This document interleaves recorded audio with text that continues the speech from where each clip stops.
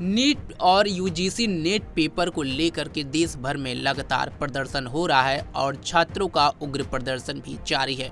वहीं विपक्ष भी सरकार पर कई सारे सवाल खड़े कर रहे हैं। साथ ही एनटीए पर भी कई सवाल खड़े हो रहे हैं जिस तरह से यह परीक्षा करा रहा है। उधर पहले नीट का मामला सामने आया, कुछ ही दिन हुए थे। 18 जून को हुए यूजीसी नीट परीक्षा दूसरे दिन यानी कि 19 जून को रद्द कर दी गई, जिसके बाद से छात्रों में और आक्रोश आ गया और विपक्षी सरकार पर और हमलावर होते दिखे। दूसरी बात, नेट की परीक्षा दोबारा कराने का जिक्र किया गया था, लेकिन अब नेट की जो दोबारा परीक्षा की टाइम दी गई थी 26-27 जून को, वो भी कैंसिल करा दी गई है कुछ कारणों की वजह से। अब इसी को लेकर के एनटीए पर कड़े सवाल उठ रहे हैं, साथ ही शिक्षा मंत्रालय पर भी सवाल उठ रहे हैं और शिक्षा मंत्री धर्मेंद्र प्रधान के इस्तीफे की मांग भी विपक्षी पार्टियां कर रही हैं। लेकिन अब एनटीए पर मनोज झा का बड़ा बयान सामने आया है और मनोज झा ने एनटीए को पूरी तरह से भंग करने की बात कह दी है।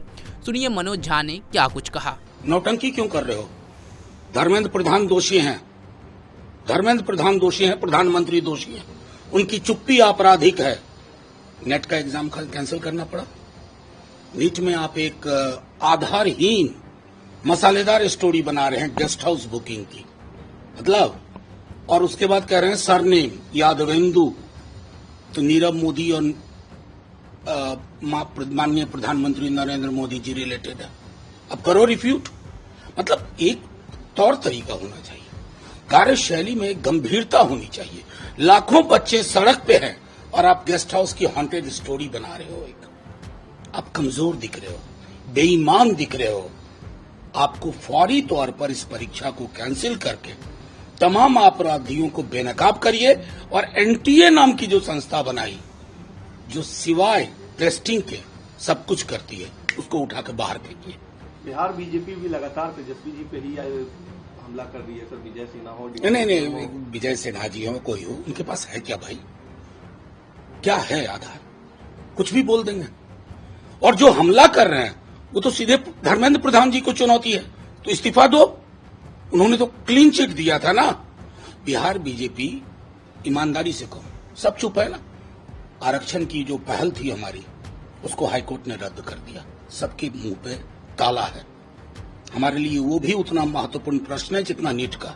उसके लिए भी हम सुप्रीम कोर्ट जाएंगे अगर सरकार नानुकुर करती रही संविधान विरोधी और आरक्षण विरोधी चरित्र के हिसाब से। रही बात बीजेपी के लोगों को, एक कागज पकड़ा करके, कल तो हमने भी कई सारी तस्वीरें जारी कर दी, अभी और होगा, इंतजार करिए। बड़े बड़े चेहरे बेनकाब होंगे, क्योंकि नीट के पैसों में जो ये घपला हुआ है नीट का, उसकी कई चुनावों में उसके इस्तेमाल की भी खबर आ रही है। कुछ दिनों में आप ही की तरह कोई न कोई पत्रकार सब कुछ सामने ले आएगा।